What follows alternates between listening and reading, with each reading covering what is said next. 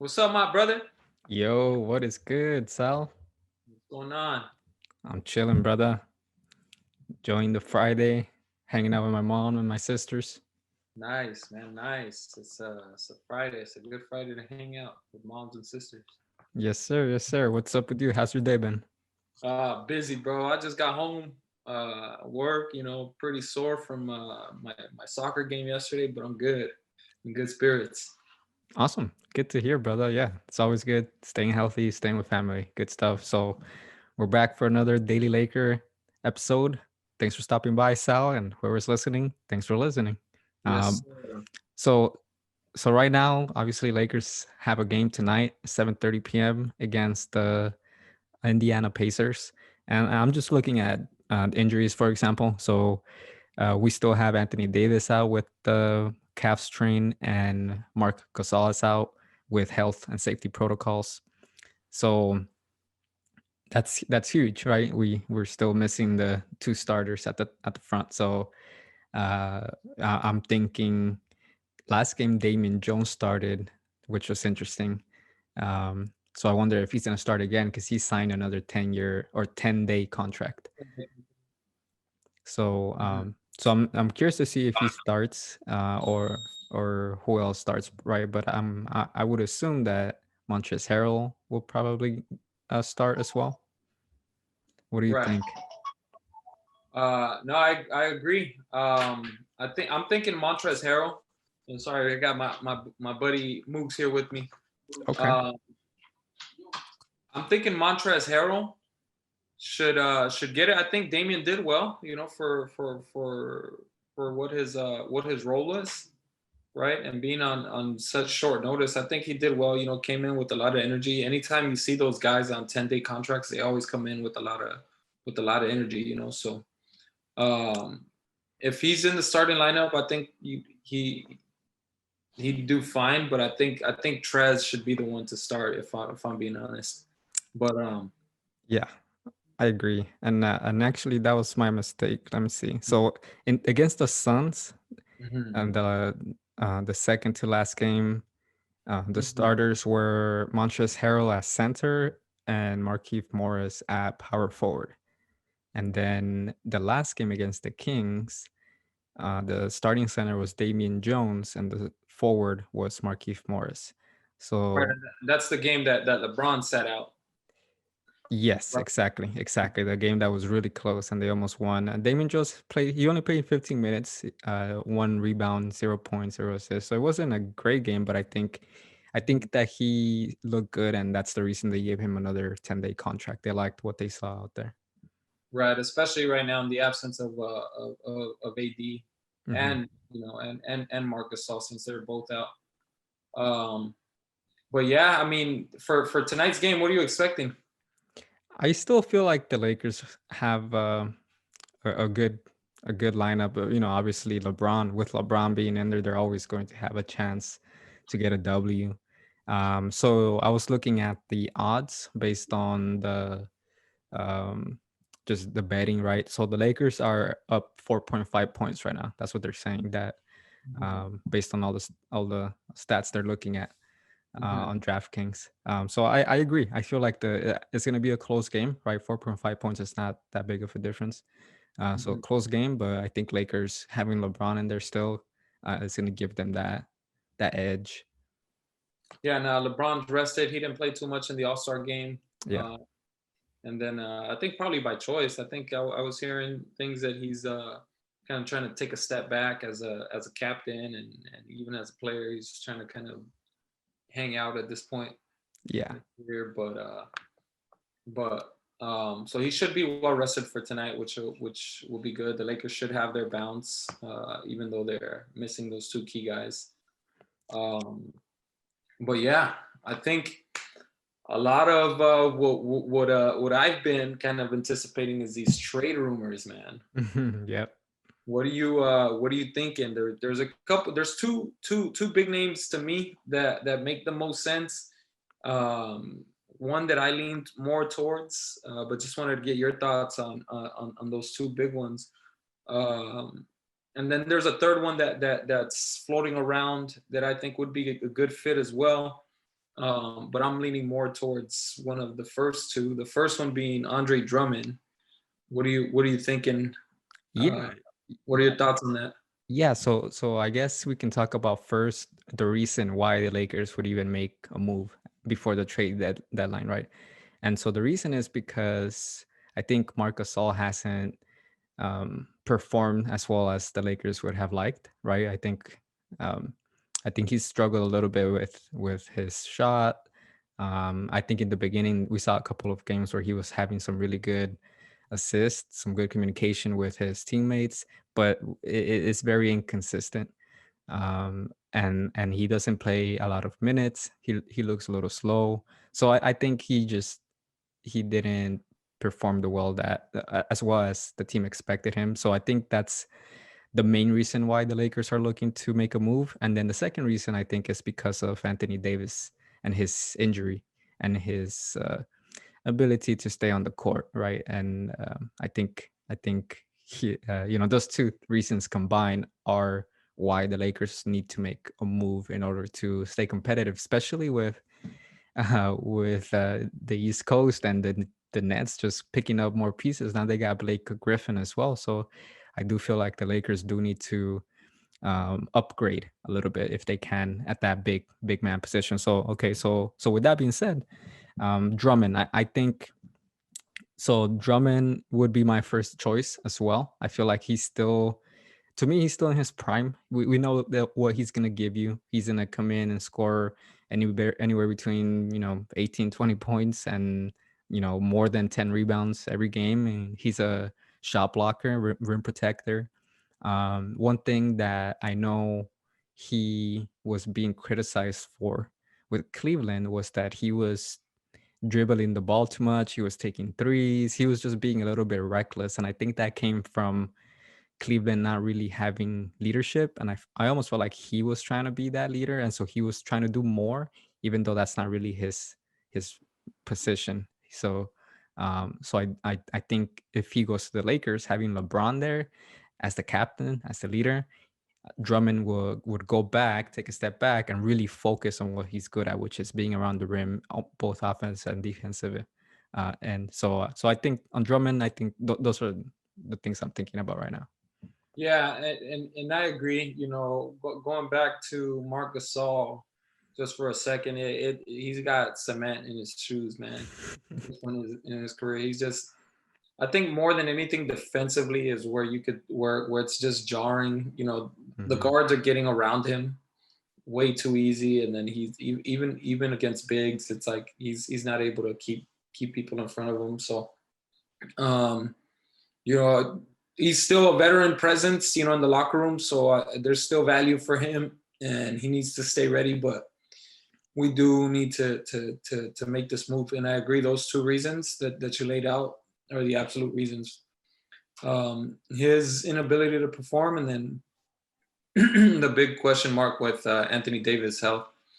Um, the second player that's out there um, that I'd like to get your take on is LaMarcus Aldridge. Mm, We saw Greg Popovich basically announce on Wednesday that LaMarcus Aldridge and the Spurs had reached an agreement that they'd like to move him, right, and that he'd like to go to somewhere where he has a chance also, mhm. or to a better fit. I don't think they mentioned anything about a championship or anything. They just mentioned a better opportunity for him. But nonetheless, Pop was very, he sung his praises, which was really nice to see. After everything that went down with James Harden, Yeah. it was nice to see that a player and an organization can disagree, right? Or maybe not disagree, but can agree that, what, this isn't the right situation for me, Yeah. or this isn't the right situation for us. That they can agree that, yeah, we need to make moves. So that was a little bit refreshing to me, Mhm. just because nobody wants to see what happened with the Rockets and with James Harden. That was just ugly. Yeah. So that's what I took out of that little situation. With that, I'm thinking, what's the fit with the Lakers? How do you see LaMarcus Aldridge fitting in with the Lakers? Yeah, yeah. So I like Aldridge. I like his offensive game. I feel like he can still um, put up points uh, almost every night. So he has that deadly mid range shot, man. It's so cool to watch him take those shots and make them. But besides that, I feel like um, that would that wouldn't be the best fit for the Lakers because I feel like the Lakers are to me, I almost feel like they need more of a defensive presence than an offensive presence.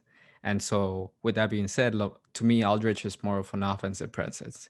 And so I feel like he wouldn't be the best fit for the Lakers. I feel like they would still, when he's on the floor, they're still going to be getting beat on pick and rolls and the guards getting around Aldridge. So remember, one of the reasons that Aldridge hasn't played many games for the Spurs this season is because of his injuries. He's been having knee issues, and so he's been out. That's the reason why they I feel like the Spurs were frustrated because he is still one of their their better players. Let's say he's not the best player in the team anymore. DeRozan is, but he's still a good player, a good veteran to have on the team. But I feel like they were getting frustrated because he's not out. He's just not out there, and it's because of his injuries. And he's 35 or 36, so he's a veteran. You know what I mean? He doesn't have the health, the genes that LeBron has at his age, and so I don't feel like LaMarcus Aldridge would bring that.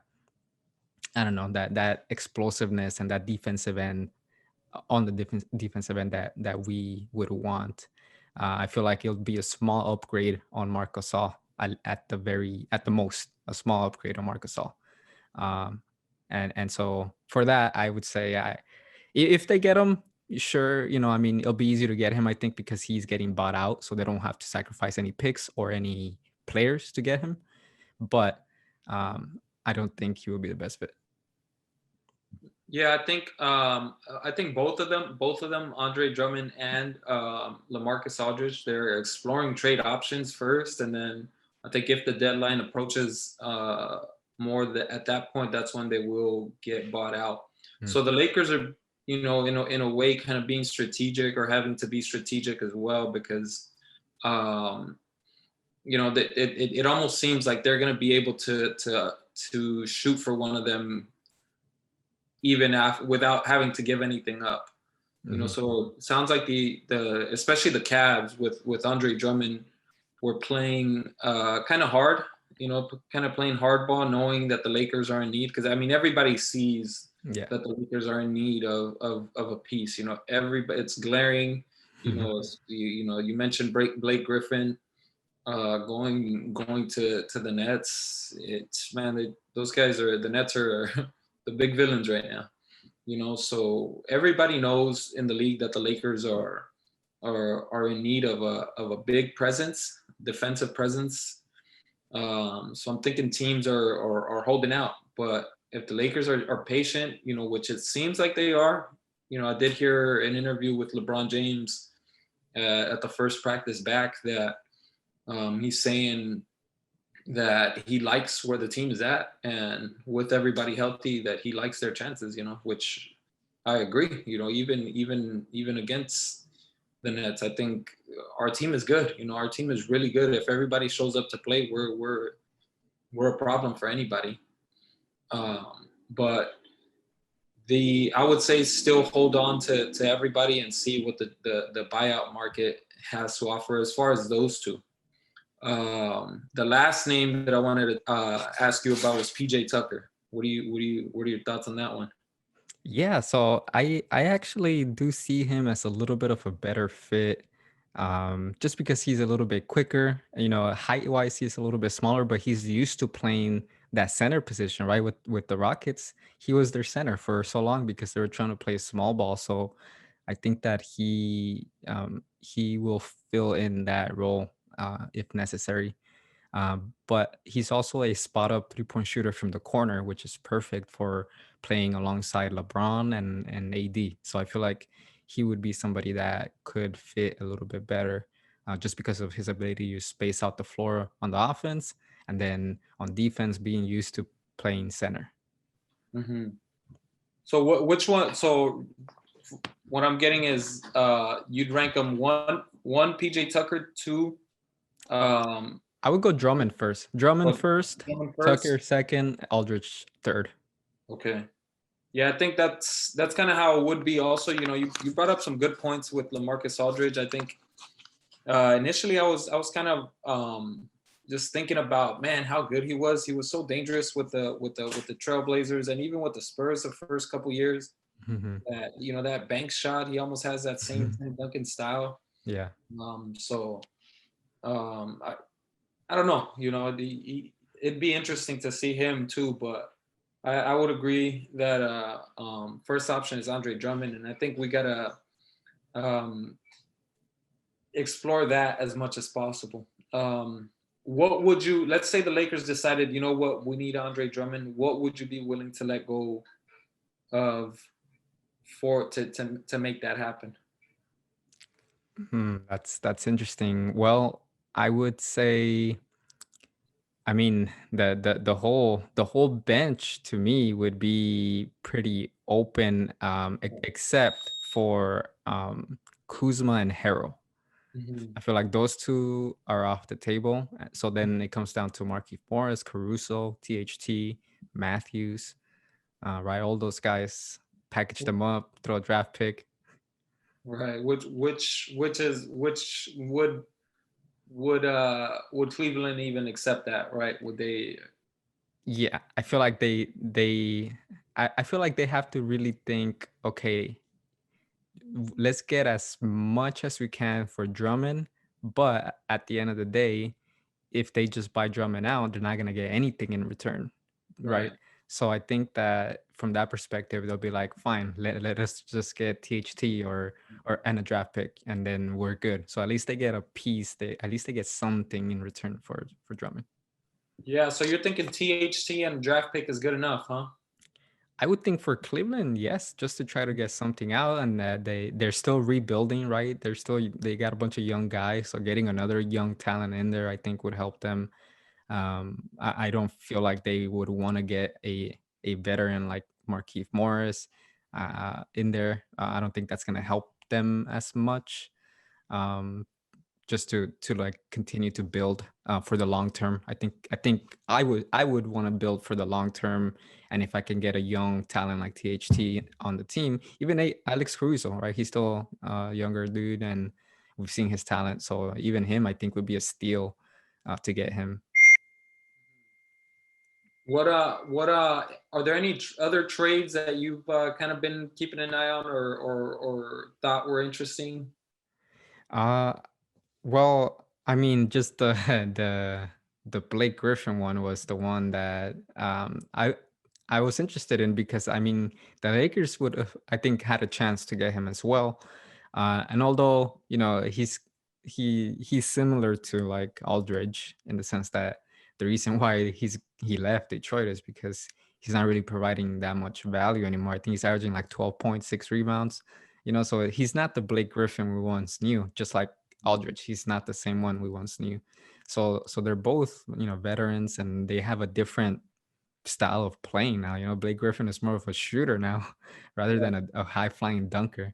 right, Um, so aside from that, I don't know, man. I think there are some teams that maybe could still try to make some moves. Like for example, the Trailblazers. They're in the playoffs. They're doing good, but they're missing CJ, right? Like they've been missing him. So I don't know if they would be willing to start making some moves to try and see if they can get past in the playoffs, because right now they have pretty much the same lineup that they did last season and they couldn't get past to the finals, right? So I feel like they might still be missing a piece, especially with CJ being out all this time. right. Yeah, I'm also hearing like Kyle Lowry out of Toronto. I'm hearing that there's a lot of interest in there going to Mhm. the Sixers. Yeah. So that'd be or even the Celtics. I think I've heard some stuff, but That would be really interesting, man, because Kyle Lowry's a difference maker. You know, Oh yeah, he's a difference maker for sure. But the Bradley Beal talks have kind of stopped. yeah, they did. I think there was a point where the Wizards started to play better, and like the animosity between Russell and him kind of went away. Got So I Mhm. think that helped them just to kind of clear things up and just play ball and just kind of go along. But yeah, I mean, I was looking forward to a blockbuster trade, Right. getting Beal somewhere else. But who knows? Right. Yeah, no, I agree. But Kyle Lowry, man, Uh, I think that would be an interesting trade. I know I was listening to the Bill Simmons podcast and they were talking about it there, and at the difference maker point that you're talking about, it's true, right? Because he's very unselfish. He's the type of point guard that will go out there and take shots if he's open, make threes, going for the layups, or make the pass if he needs to. Like, he's very unselfish, and I think that's what makes him a really good playmaker, really good point guard. Um, but yeah, they mentioned that Kyle Lowry really believes that he's getting traded. He's been telling the whole team, "Yeah, I'm getting traded. Yeah, I'm getting traded." So who knows? he's trying to test it. Yeah, Uh, and he just the way he plays too, it just feels different than any other point guard, you know. yeah, That's why it's interesting because you know, you take into account his experience too from the championship a couple years ago, and you know he should be up there, you know, with other point guards in the league. When he's not, he almost gets disrespected true. for how good he is. But he's always been on smaller markets, you know, so Yeah, that's similar to Damian Lillard. He exactly. you know, they get that treatment where they don't get the respect that they deserve, you know. So Yeah, but yeah, man. So we'll see. So the trade deadline is March 25th, right? So we're getting close. We'll see if couple any. Thursdays. Yeah, we'll see what comes up, man. But I feel like this season is not as exciting as it was last season. I feel like there was a lot more excitement around the trading deadline last season. Uh, Yeah, this year it's just, you know, the Nets already took all the wind out of the game, you know, because yeah, there's no move that's going to be bigger than that James Harden move this true. year, unless the Lakers do something crazy for Bradley Beal, which would be crazy, you know, like at this point. That's the one play that's the one trade that I would just drop my jaw, you know. So, Yeah, that would be out of left field because we haven't been hearing much about that. but sometimes that's when the trades happen, right? When it goes silent, Yeah, that's when things actually happen. and Um, we had LeBron James and Beal together at the All-Star break, so that's where conversations and collusion happens. collusion. Yeah, no, I agree, man. That something like that would be crazy, you know. Do we trade the house for that? At this point, man, we have to have the green light, right? Yeah.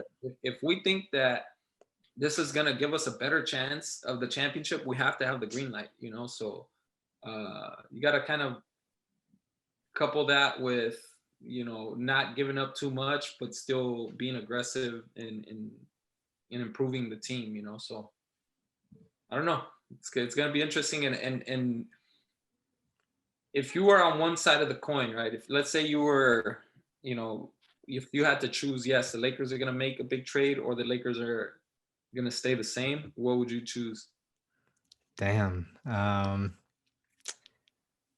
I want them to make a big trade for sure. I definitely want them to make some moves because I with the moves that the Nets have made, like you said, I feel like if they stay the same, I don't know, man. I almost feel like they're not gonna be able to pull through um, with the team they have right now. Again, what we talked about with Marco Gasol, simply, he's our starting center, and the Nets just have a better starting center than Marc Gasol, right? Yeah, they had DeAndre, and if it's not him, it's Jeff Green. He also starts at center. So either of those two guys, they're quicker, they're more athletic than him. So I think just in that position, we're already down, right? Power forward, we go Durant and Anthony Davis. That's a really good matchup. Small forward, we can say, LeBron James versus Harden. We got the point guards, right? Schroeder and Kyrie Irving. They got us beat on that. The Nets, they have Harris as their starting small forward, 3-point shooter. Yeah, Uh, sharpshooter. so KCP against him, so that one I would say is pretty even. But just looking at comparing like position to position, they have a better center and a better point guard than the The Lakers. one thing is that we're a little bit deeper. With our bench, I think our bench is a little bit stronger. Yeah. But they have 3 guys that can give you 50 in one night. Yeah, exactly.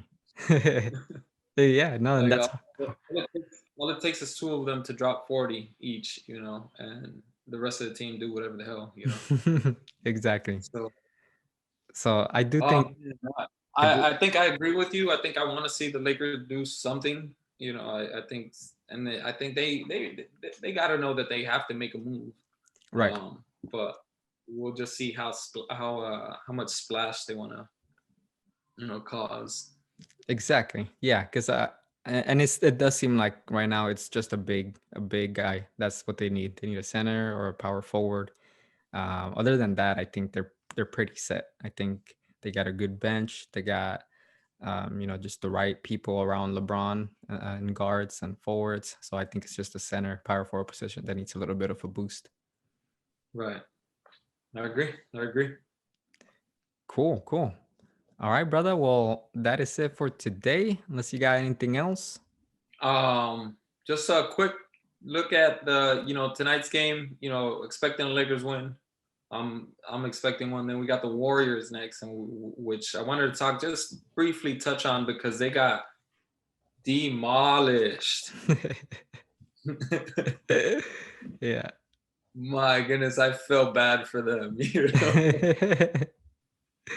Well, just real quick, your thoughts, because now the Clippers are almost appearing to be an even bigger threat, and it seems like they're starting to find their groove, and a lot of people are, a lot of Laker fans are very dismissive still, but a lot of Clipper fans are kind of like just wait and see type of thing. Right. At this point, which never really happens like that. Clipper fans are usually boasting in your face when the Clippers are good, but right now they're kind of like keeping their calm. They're not trying to talk too much, but quietly, very quietly, they've been spanking teams. Yeah, I agree. And I think that is really important to keep an eye on because I almost feel like they were humbled last season. They were put in their place. They were doing so good. They had so much hype. And then in the end, they just couldn't pull through, right? They were still the weaker team. So I think that showed them that I don't know, that like they needed to just like you said, just kind of like go to work, stay quiet, just kind of follow Kawhi's lead in a sense. You know what I mean? Like that's his style. That's the way he plays, and he just goes out there and he dominates. And I think they have a good group of people, good players this season as well. Even though they lost Harold, they were able to pick up some other good players. So I don't think they lost in talent. But yeah, man, I do think they're still one of the best teams, and especially when AD and Marcus are out, they're better than the Lakers, I would say. Like pound for pound, let's say, without AD and Marcus All, the Clippers are gonna win over the Lakers. Right. No, I agree. So that's the one thing that I think the Lakers got to keep an eye out for at this point as well.